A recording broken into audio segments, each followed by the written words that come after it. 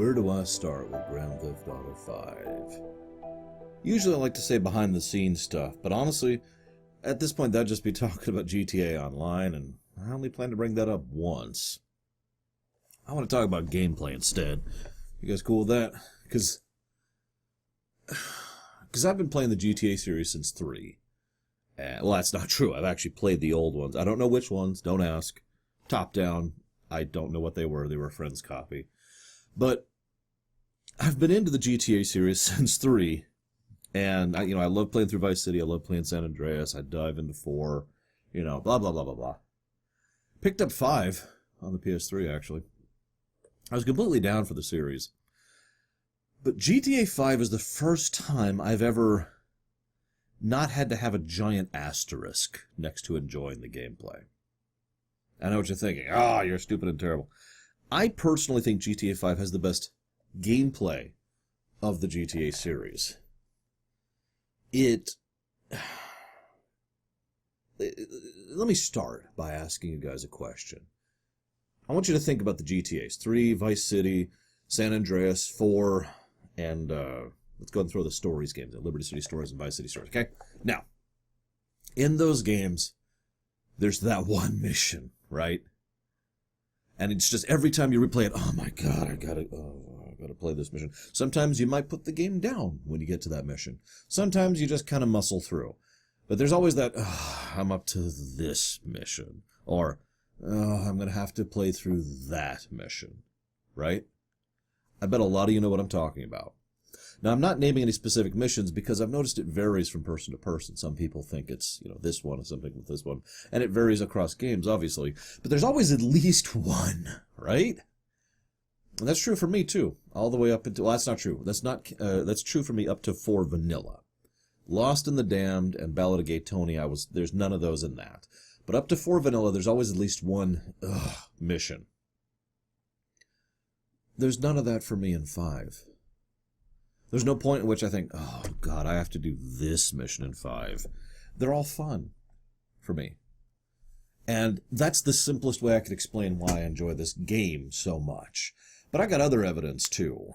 Let's see. The game starts off with excellent tutorialization, very quickly and efficiently getting across everything you need to know without spending 7 hours tutorializing until we get to the second island, 4. They learned that lesson. The swapping mechanic is fantastic, very smooth and quick. So, for the record, for this recent replay through, I was playing on the PC, and obviously I have a monster machine. But it's great using the swap mechanic and then taking a maximum of 10 seconds to just be like... But in mission, it doesn't take 10 seconds. It takes half a second. Bam, you're on the new character. Love that. And of course, each of the 3 main protagonists actually plays a little bit differently. Mostly in the virtue of their special abilities, but their special abilities do vary them up a little bit.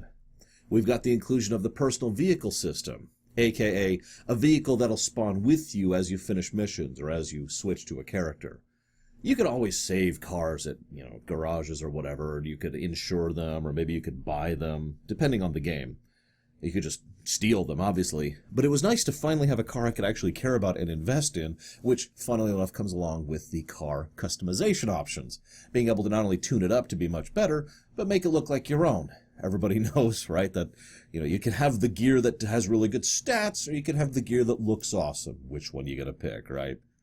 I mean, I don't have to explain this to you guys. You know what I mean. It's fun to be able to touch up your ride.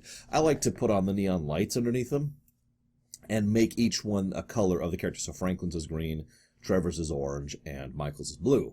Just a little, almost like a player reticule kind of a thing. I don't think you can just tell immediately what theirs is. Just little stuff like that I like to do. You can customize the guns, too, of course. Upgrade those, stylize them. I gave Trevor a bunch of pink guns because I thought it would amuse him. You can change your outfits, naturally, change a decent amount of hairstyles, kind of like the San Andreas thing. The game drives beautifully. This is my personal favorite driving. I wasn't sure walking into it, because San Andreas was the other big contender there. But I think I like the driving in 5 a bit better. It's very arcadey, but it also is very responsive, and that's exactly what I want from driving into GTA. And it's not afraid to let you go full tilt. And, there's a lot of open terrain and a lot of great city design to allow you to go full tilt in, and I love it. Also, you don't have people randomly jumping in front of your way. Like, oh no, there's a car coming. Ah! Why do they do that? Anyways, we've also got, oh God, we've got mid-mission checkpoints, which it's not just something that we're carrying forward from Lost and the Damned, but they actually have multiple mid-mission checkpoints at each significant step in the mission. And if you fail a certain checkpoint too many times, you can just skip the mission entirely if you want to. And they've got bonus objectives carried forward from Ballad of Gay Tony. So you got to wait 100% or get a platinum or gold or however you want to think of that. And they've got the ability to replay missions if you want to try a different method or go for that gold thing. And they've got the ability to pause cutscenes in mid-cutscene. And you've got the ability to skip through dialogue and just... It's like they sat and looked at all the things that irritate me in the GTA series and brushed away every single one of those irritants and then added on good stuff on top of that. The missions. I love the missions in this game. I love diving down in a submarine to get this thing and you know, flying off with a gang, a biker on my wing and, you know, rappelling down the IAA building in order to rescue this poor guy and so forth and so on. The mission variety is huge and the missions are generally fun. And they learned their lesson from GTA 4. One of my biggest complaints there was that they were so scripted that you had to do them a certain way, and in many cases it was almost counterintuitive. Having just recently played through 4 for the lore run, I can tell you there's so many missions where the objective is to chase a car through the city on a predisposed path until you get to the part where they get out, and then you kill them, right? There's at least 5 missions where that's the mission. And each time it was so boring because you could immediately tell that it's one of those missions. And it's not hard to keep up with them, so you're just driving through the city. Right? Now, there are still scripted missions in 5, but they are substantially better hidden. Usually they go out of their way to try and vary it up in some manner. Probably the most obvious scripted mission is when Michael has to shoot a plane, right? Shoots the turbine of the plane starts coming down, and then Trevor has to chase after it. Now, that's a scripted mission. You can't do anything to speed it up. You have to wait for the plane to crash.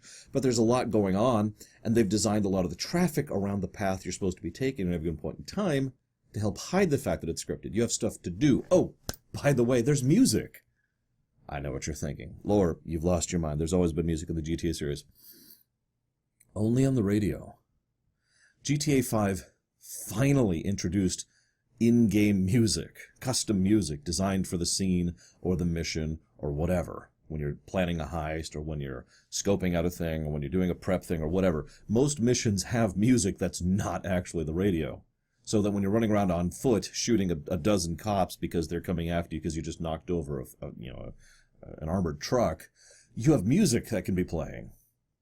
And that's always been one of my little background irritants. Not a huge deal, but it always irritates me, especially in like Vice City. You know, your final mission in Vice City, you're gunning down all the people in the mansion. Oh God, you gotta dodge them, and it's dead silent because there's no music. So then, on top of all of that, because I ain't done yet, I ain't done gushing, sorry. Then you had the fact that a lot of the missions have multiple ways to complete them. The fact that you can chase them, or you can shoot them, or you can knock out the tire, or you can run them over, or you can throw a pipe bomb at them, or whatever. It's what I like to refer to as the all roads lead to Rome quest design. You're always going to end here, and you're always going to start here, but there's a lot of different paths to get to this point. And I haven't talked about the heists yet. I love the heists. There was actually supposed to be more heists in the game, and they never materialized thanks to GTA Online. I'll get to that in a second. And Red Dead Redemption 2. I'll get to that in a second. But the heists are so much fun. I love the planning. I love the setup. I love the going through the mission. I love the fact that almost every heist has multiple ways you can go. Not all of them, but most of them do. And you can just replay them if you want to try out the other method. And you can set them up. There's a surprising amount of permutations on how most of the heists can go, depending on who you bring, what path you take, and how well you do. I love it. It says something that I had to really struggle to come up with complaints about the gameplay of GTA 5. The map is one of them. The map is not good. It's got that particular thing going for it where it was clearly designed for console, so it just doesn't know how to deal with mouse and keyboard all that well. and it's kind of clunky and kind of has issues. Yeah, you know, it's what it is. What it is. And it's easy to permanently skip certain bits of dialogue, even with the mission replay thing, like some of the phone conversations. You hit escape by accident, that's gone. You're never hearing that conversation again. And in several missions, and this has been a GTA standard for forever, you have to drive slowly or outright stop the car to make sure you hear all the dialogue before you hit the next trigger. Although they're better about that than previous games. Usually the dialogue is timed better, so as long as you're driving average speed, you'll finish the dialogue before you get to your destination. That's not always true. There's a couple exceptions to that. But the biggest piece of praise I could give this game, the gameplay axis of things, other than, you know, I love playing through it and I never dread any part of it, is the fact that one of my biggest complaints is the fact that there's not more of it. Originally there were going to be, well, okay, let me stop for a moment. I've done my research, I always do, for these things. I'm sometimes wrong, and I can't always cite sources, but from what I understand, there's supposed to be 3 DLCs that were supposed to come out for this. They were going to include additional heists, additional missions, additional story. None of that ever happened. We never got any DLC or expansions or anything for GTA 5. Now, you're probably thinking, well, yeah, because GTA Online. And you're right, that does take the lion's share of the problem. Although, Red Dead Redemption 2 is the other reason. They'd already started work on RDR 2. So they kind of shuffled a lot of their staff over to that one. But yeah, GTA Online is probably the big offender there. And I don't want to sound like I'm being hard on GTA Online. I'm not reviewing that here. You know, I don't want to go into that. That's not part of the rumination. The only relevance is that GTA Online and the stupidly, ludicrously large amount of money it made is a big reason why GTA 5 never got additional content, and why I'm legitimately worried about GTA 6 in about 2 years or so. I suppose I've talked too much about the gameplay, though. You guys don't like it when I talk about gameplay. It's not like I absolutely love gushing about gameplay. More runner, that's the runner part of the equation. There's the game axis. But let's go ahead and talk about the story, the lore in the lore runner part of things. They already did a recession story. It was GTA 4. Now it's time to do post-recession. You know, the recession's over. People are recovering. We need to get back to what really matters, and that's money. Now, the exact quote for the theme of this game is the pursuit of the almighty dollar. I'm going to add on to that a little bit because there's that theme and there's actually a couple other themes as well. But the thing I want to add most on top of that is it's about value. I value good video games, you know, good food. I actually need a few surgeries because I got a couple health issues. You know, getting my nose fixed so I can breathe properly would be nice. I value hugs from my niece. I value being able to take care of people. I value being able to sleep well at night. Now, some of those things can be procured with money. Some of them basically require money. Some of them I couldn't purchase with all the money in the world. That's the big theme of GTA 5, understanding value and what different people respect and value and actually want. Probably the most obvious example of this is, of course, Trevor and Michael, both of whom don't actually want the money, even though they need the money for some of the things they want, just like I do, just like you do. But money itself isn't really the end goal for them. This is also directly contrasted with one of the main villains, David Weston, who values money above all other things. So it kind of tends to be a problem for him. But I don't want to go too far into that. I want to talk about one other thing first, and that's the fact that I'm not going to talk about the NPCs all that much, because they're not all that there. They're all satellite characters based upon the core thematic-centric pillar, I don't have a better word for that, of the 3 main protagonists. This is a story about Michael, Franklin, and Trevor. Now that's fine. I'm not complaining. I'm not saying, oh, it's terrible. But it is something that is so clear, especially on replay. Even characters I remember strongly really don't have that many scenes. I just mentioned Weston, right? Let's see. So there's the scene where he shows up in the torture thing, which is basically just foreshadowing. There's the scene where there's actually like 3 scenes, where he helps you steal some cars and then rips you off for them. Then there's 2 more scenes. No, actually 1 more scene, with regards to the movie studio, because the other scene, we'll go and give it 2 scenes. And then there's the finale. Now this is being a little disingenuous. Like if I wanted to actually nitpick and say I'd probably get up to like 10 scenes. But that's it, and the whole game. He's not even introduced until Act 3, for God's sakes. And that's my point. A lot of the characters who aren't the main trio, they're mostly in and out. Mostly out. You remember Stretch? Real question. Do you remember him? There are a couple exceptions, Lester being one of the more obvious exceptions, but for the most part, it centers around them. Now, a lot of people over the years have talked about what shard of identity, what shard of mentality, what shard of player base that the three protagonists are. I'm going to go and give my own thoughts on this because it's my job, and I have my own thoughts on it to give. But I've heard a lot of other interpretations, and basically almost all of them I've heard are pretty valid too. So I'm not trying to say that mine are right and yours are wrong. I'm just adding mine to the pile. So I got two ways to think of this. Let's go with the add a character thing first. Michael is the player who plays for the story. He wants to see what happens next. He gets invested in the characters, and he wants to progress through that kind of thing, right? Which is me. Franklin, well, he plays because he wants to enjoy the gameplay. He enjoys the missions. He enjoys the gunplay and the driving. He enjoys the actual structure of accomplishing things, which is me.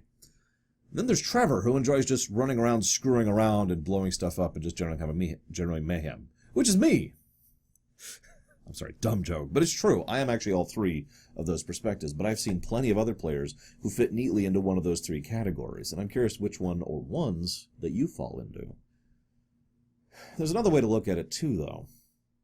Michael is the one at the end of his journey. Franklin is the one who has just started his journey, and Trevor is the one who is in the middle of his journey.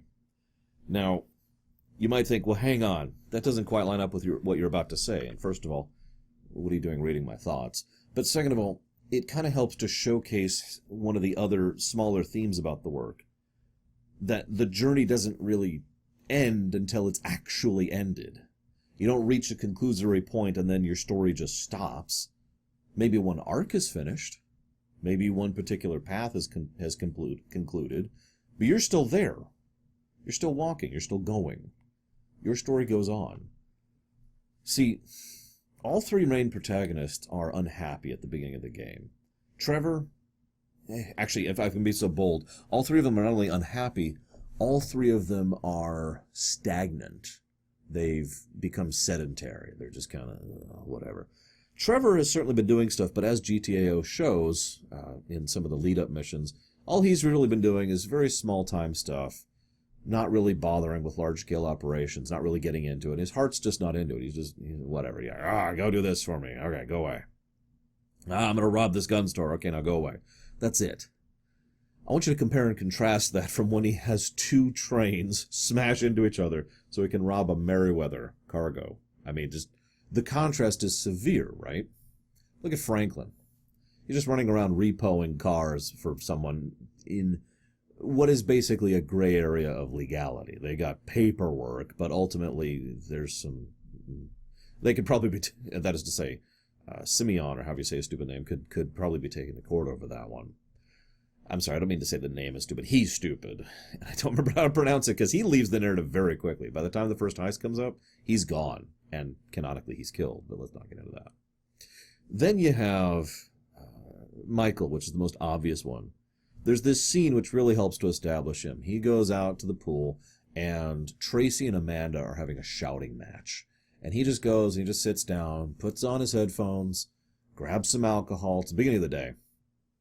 And just, I'm done. And that's all three of them. They're done. They're stagnant. They're sitting still. This leads me, before I go further into this, because the events of the game are a kick in the tail for all three of them. And it leads to something that I'm going to refer to as the power trio. See, Michael, Trevor, and Franklin are an amazing trio. Their skills complement each other nicely. Their mindsets complement each other nicely, and they work very well together. They're the power trio. They can accomplish a huge amount, and I really hope they show up in GTA 6, especially with an idea. I'm going to tell you the idea now, just to get it out of my head. I like the idea of Michael becoming basically a criminal don, big mafia leader kind of a thing, but not actually part of the mafia, and not going wide, because he doesn't care. He cares about going tall. I'm not going to go into the details of what that means. If you know what I mean, there's expanding and then there's expanding. There's a quick visual summary. I could see him being the one who knows a lot of people. You want to do a score, you come to him. You want to figure out how to get something, you contact him. He knows who to put you in touch with. He gets his fingers out there in a lot of different pieces. And the whole time he's staying at home trying to take care of his family and, of course, running his movies, which is something he's very legitimately into. I could see him becoming that kind of a person and still running jobs on the side with Trevor, basically just for fun, because both of them enjoy the lifestyle. It's not really about the money for either of them, as I've already said. I mean, Trevor starts off with the most money at the beginning of the game, by the way. Like, Franklin starts out with like $78. Michael starts out with like 5,000. Trevor starts out with 100,000. None of them care. Not really. And Franklin, of course, being what is effectively one of the best drivers, the best organizers, maybe starting to get his own thing going, his own hood going, and actually having made it in the criminal underworld, which is something he wants. He doesn't want to go legit. None of them do. And that is what I was about to lead into. Segue. This is a hard game to discuss and process because ultimately I'm going to be talking about these people as if they're decent human beings, and they're not. The morality is very clearly put on the axis of the three main characters, the power trio. As in, Trevor and Michael are both psychopaths to varying degrees. They both enjoy stealing and robbing and fighting and killing. And I mean, Franklin does too. I shouldn't distract him. So all three of them enjoy that. They enjoy the lifestyle. They enjoy being crooks. They want to be that kind of person. There's a mission, fairly late game, where Michael goes and gets back together with his family. Why does he do that?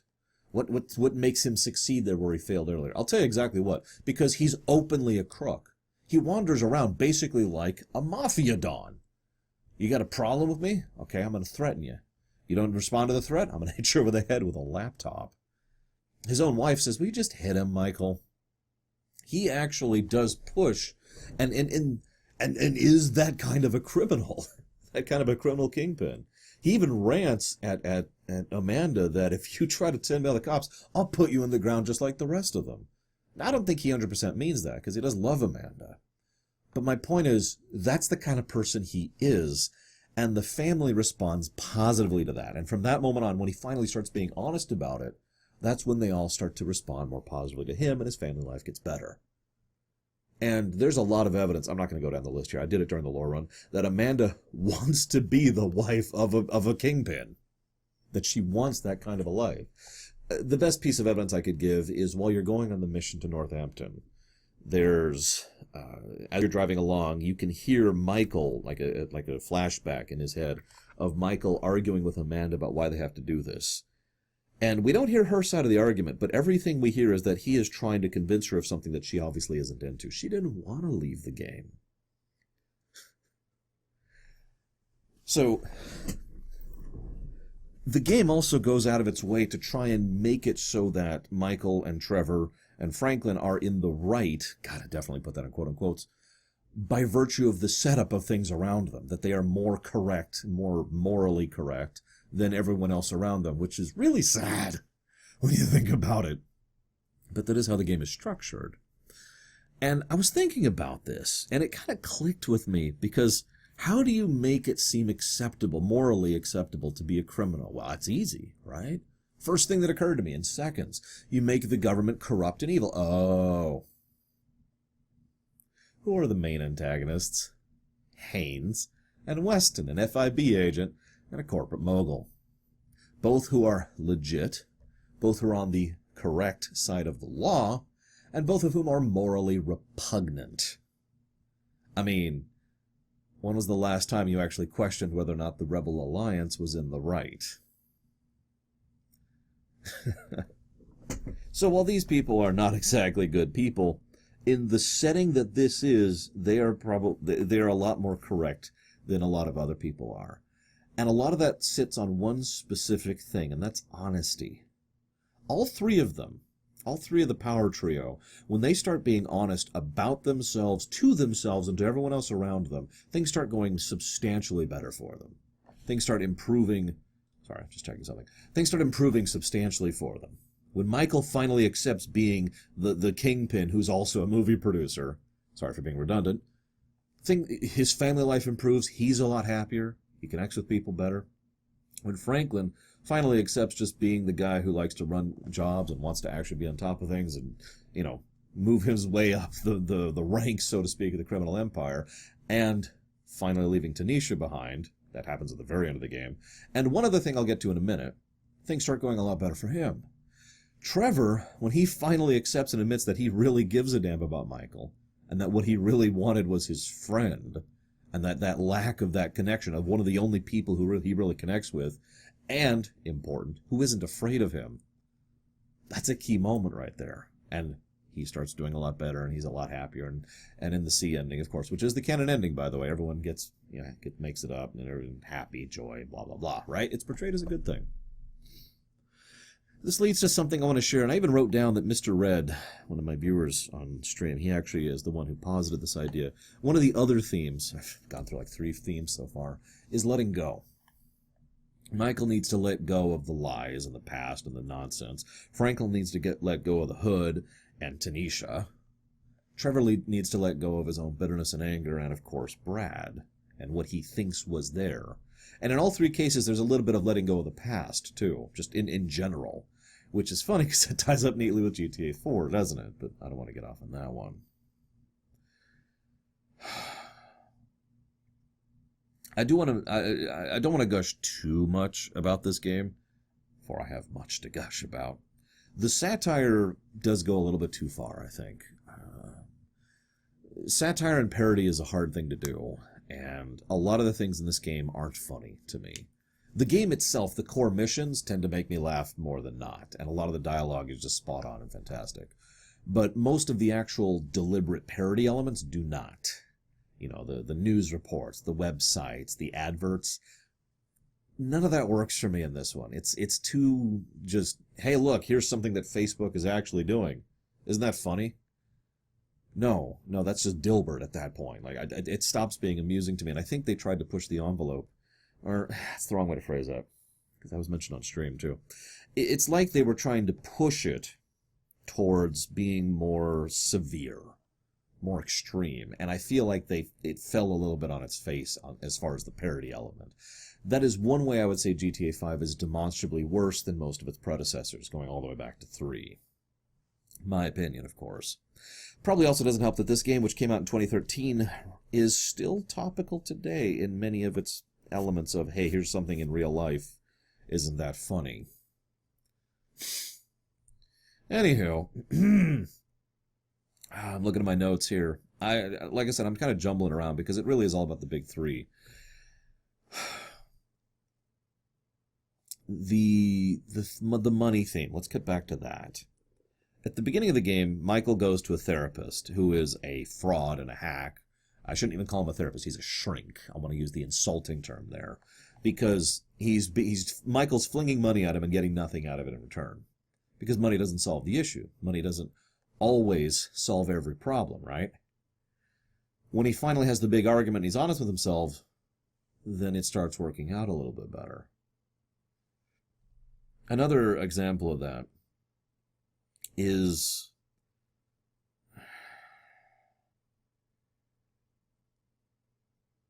when Trevor finally confronts Michael.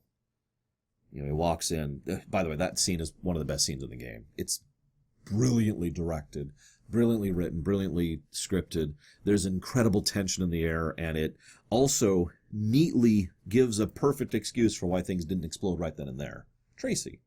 It also shows other insights into Trevor's character. There's all sorts of good stuff there. But in that scene, we see Laszlo. I don't even want to get off on Laszlo, but Laszlo, who only has 2 scenes in the game, by the way, and several radio things where he's just legitimately unpleasant and not fun to be around. But the way that's being portrayed is as if money, once again, is the thing that can solve their problems. All she has to do is make it big and become a big star, and everything will work out. But as we find out by the end, what she ends up doing instead is becoming a cam girl, no judgment, and using her dad to help keep her safe, the stalker, and then putting that money aside to sign up and go to college, to try and get a career. Now, you see what my point is. This is why I say it's not just about money is worthless or whatever, because I've heard some people say that before. Money still has value. But that's the point. Value. Some of the stuff she did, she could only do with money, and some of it she could only do without money. And that lines up neatly. And I want to mention something else here. I will admit that I think GTA 4, because I just reminded myself of this, GTA 4 feels like an overall better written story. But I think GTA 5 is a better presented story. The motion capture, the camera work, the dialogue, the animation of how not the animation, wrong word, the storyboarding of the cutscenes, the pacing of events. All of that I feel is much tighter and much smoother. GTA 4 I felt had several padding sections. I commented on that during the Rumination.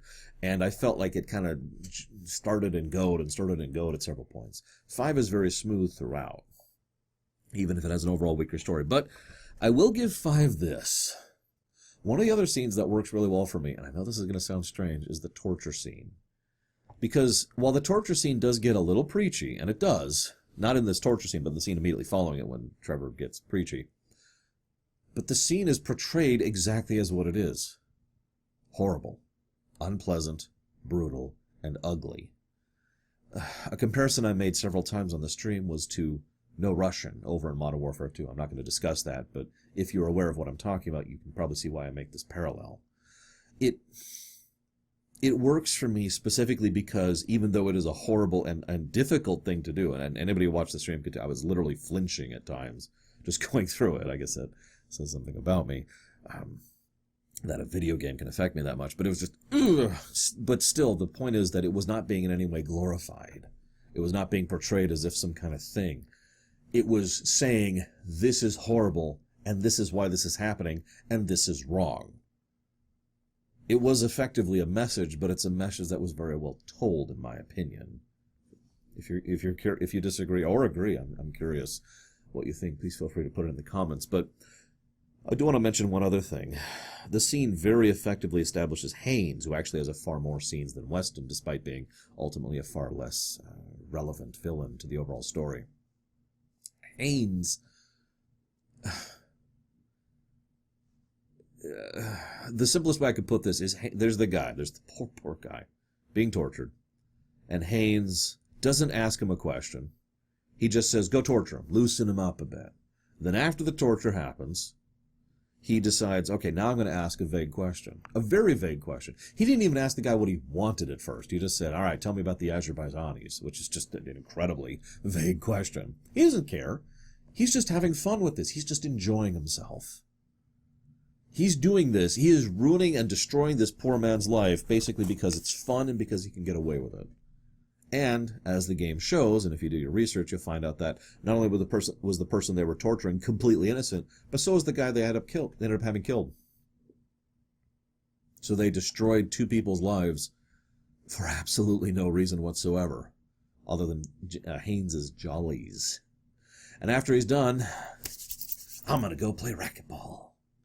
Like, that's Haynes right there. It is an extremely brutally effective way of establishing just how despicable of a character he is, which once again helps to throw into contrast the main protagonist and why they are shown as in a more positive light. Now, I know not everyone agrees with that because Trevor's horrible too. I don't want to sound like he isn't. Remember the scene where Trevor comes back to Deborah and Floyd and brutally murders them? They don't even show it. They do a discretion shot, for God's sakes. We just see the blood on the windshields. And we find out that Trevor has been pretty horrible to Wade and is basically abusing and misusing him in order to keep him under his control. And then he goes over and buys the strip joint by murdering, I forget his name. They only say it once, the guy who ran the place. And shoving him in a fridge. Speaking of Trevor, I do like Trevor as a character. I would never want to go around him, and let's be honest, he should probably die. But Trevor is an extremely well-done character, and I think a lot of that is on Mr. Ogg. He does a really good job of portraying a large range that Trevor needs to showcase. And I think he does a good job of showcasing him as simultaneously understandable and relatable and empathetic, and horrible and monstrous and terrible. Which brings me to an interesting point. If not for The way, oh God, this game actually is really well exposited too. It does excellent exposition, very quickly, very efficiently, and it's almost always showing, not telling. Michael gets established very quickly and effectively. I mentioned the drinking scene, but more to the point, Michael is really introduced to the character when he sneaks up in the back of the truck that you're driving as Franklin, puts a gun to your head and says, "So," and is immediately on top of everything and beats the crap out of Sameen, whatever his name is. That's the Michael's establishing moment. Franklin's establishing moment is him trying to talk through around Lamar and figure out what the heck he's doing, stealing the car and boosting and heading back, showing the kind of problems he has, which I'll get to in a second. Trevor's establishing moment is him brutally murdering Johnny from Lost and the Damned. And then now this is important. So actually, let me rewind here. His establishing moment is him just standing in the middle of his kitchen, plowing Ashley while watching the news in filth, coarse, gruff, rough, gross. I mean, I don't know what else to call that. And then he goes and brutally murders Johnny. And then on the fly, realizes he can use this to advantage, goes and kills off the other Lost members so they can take them to their base so he can wipe out the Lost. He's feral, is the word I like to use, animal. He's violent and dangerous, but part of the reason he's so dangerous is because he actually has cunning. He does have the ability to think on his feet. He's really good at improv, which is funny, because that kind of works well with someone like Michael, who can plan things out and also is good at improv, and with someone like Lester, well, yeah. But Trevor, if you're paying attention, they establish him in a way that's almost guaranteed to make people not like him. A lot of people like Johnny. I like Johnny. Then they spend several hours trying to make him more positive. They show him in a positive light. They show his sympathetic traits. They show his human traits. They show elements of his character that are positive character traits. Then the Deborah scene happens, and he just brutally murders people. Oh, and cannibalism comes in too. Funnily enough, cannibalism doesn't come in until Act 3. I bring that up because I actually feel like what happened is they were like, hang on, we're making this guy too sympathetic. We need to make him horrible. I've got an idea. And so they threw in these things to make sure you'd be reminded, yet, no, really, Trevor's a horrible, disgusting human being. No insult to human beings intended. I don't know if that's actually true. It just feels like it's true. But Trevor, a lot of what I like so much about Trevor is, and I know this is going to sound like a strange sentence, if you remove the horrible, the squick, and the violent, what you're left with is an extremely sympathetic human being with a lot of very understandable emotions who goes through a lot of things that I can completely relate to. You know, his desire for friendship, his being abandoned, and how he values the moment and actually being part of the team and accomplishing things and doing things and going beyond his element, pushing his envelope and all that kind of stuff. I don't sympathize with every single one of those steps, but you could see how that's an sympathetic human being. His character arc, I've already kind of mentioned Michael's character arc. Michael's character arc is being honest with himself and accepting being the mob boss. Trevor's character arc is accepting that he's kind of not. That he's more the person who, while he enjoys doing these things, it's more about the doing than the payoff. And it's about being a part of that life, actually having something that means something to him. It is so obvious. There's this wonderful bit where he goes and he robs a nuclear weapon from Merryweather, and he ends up having to give it back. But it's so obvious based on everything in those scenes as that mission is happening that he just wants to do this to have a heist with his friends, with his surrogate family, to be in the game again, to be taking again, something that makes sense, something that processes in his mind, and to show his friends that he can do this. He doesn't need Lester. He can make this work himself. And he gets really upset afterwards because he ends up being wrong on both accounts. It's a brilliantly done sequence of scenes, I should say. Of course, that leaves me with Franklin, who has the least character development of the game because it takes him until basically the last sequence of the game, after the big score, to finally develop. There's a few hints of it before that. I myself have said before that Franklin's kind of a non-character. In hindsight, that's still kind of true. I like Franklin, but he doesn't. I think the reason I call him that is because he doesn't move much. in terms of character arc. He's got plenty of characterization, but not kind of character development.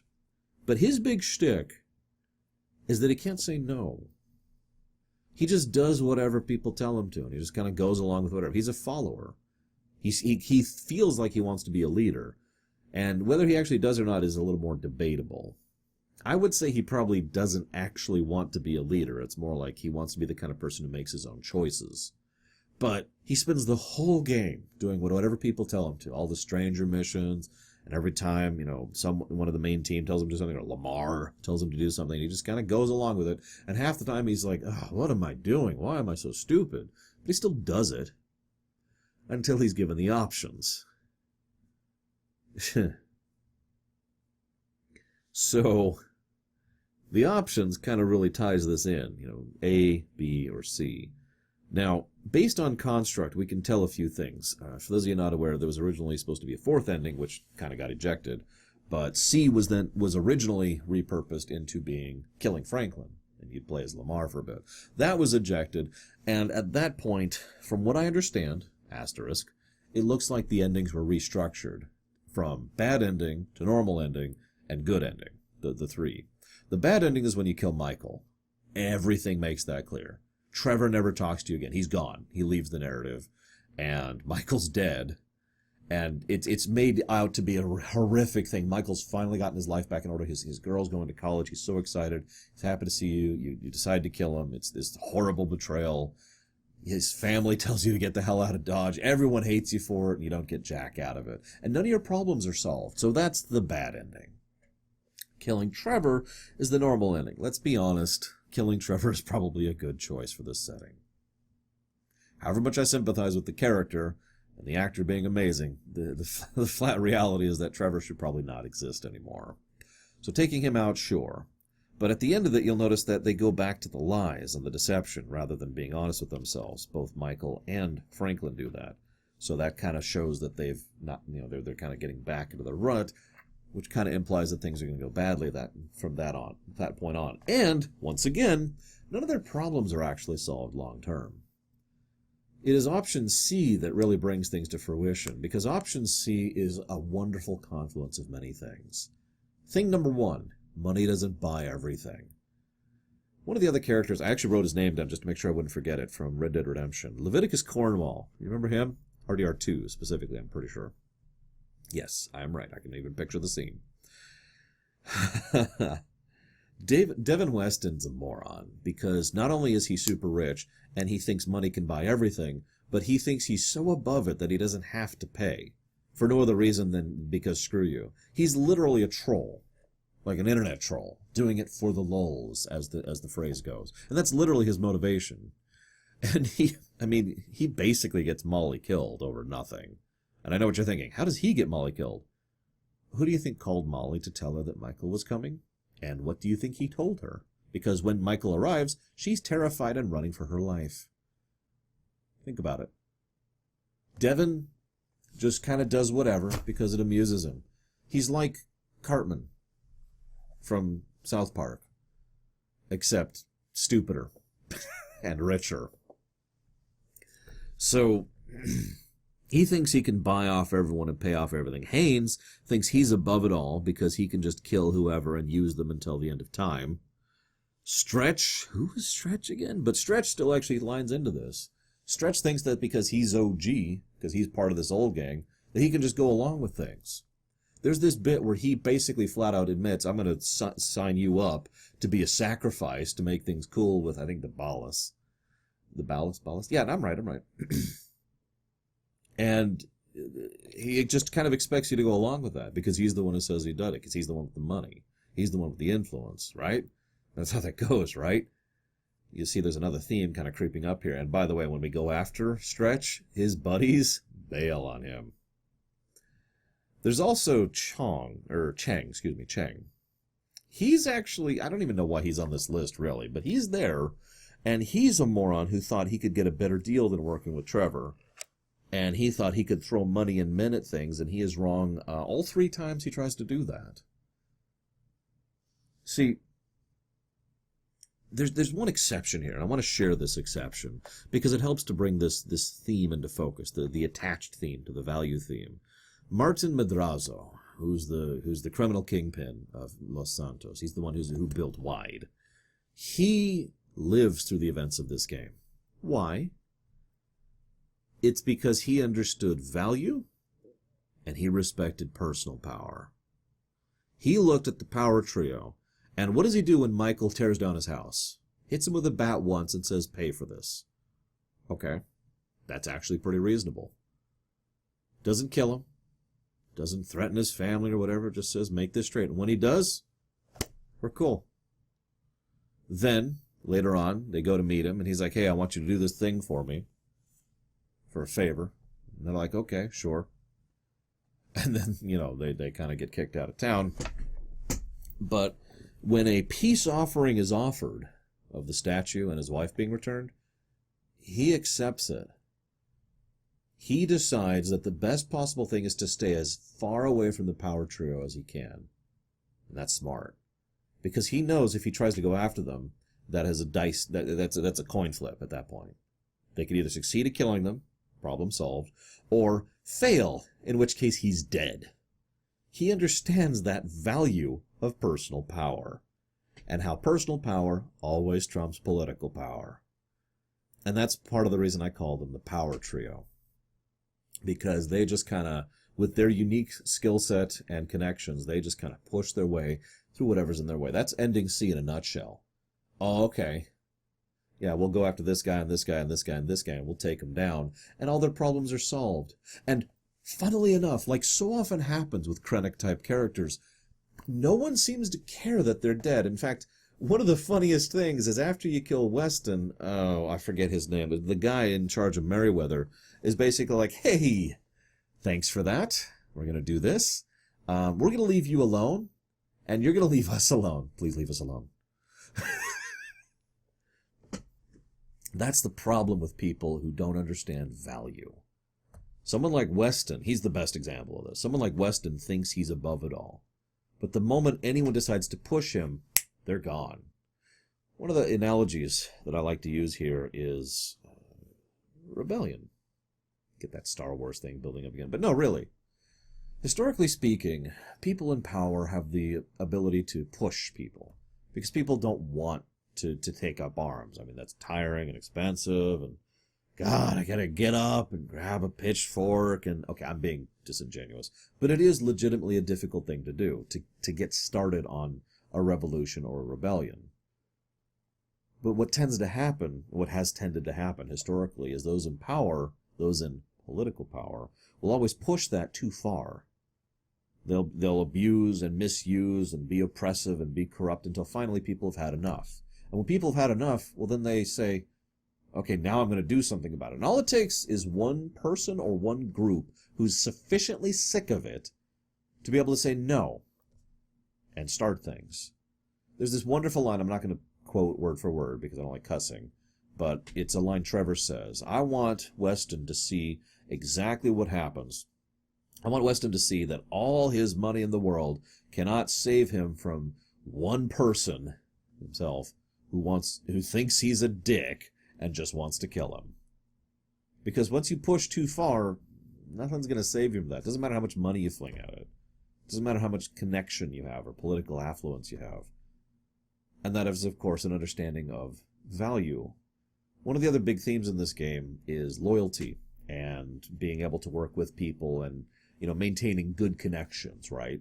Lester's probably the biggest actual example of this. He goes out of his way to be on everyone's good side constantly. And of course he freaking does. He has a brain. But this comes up constantly.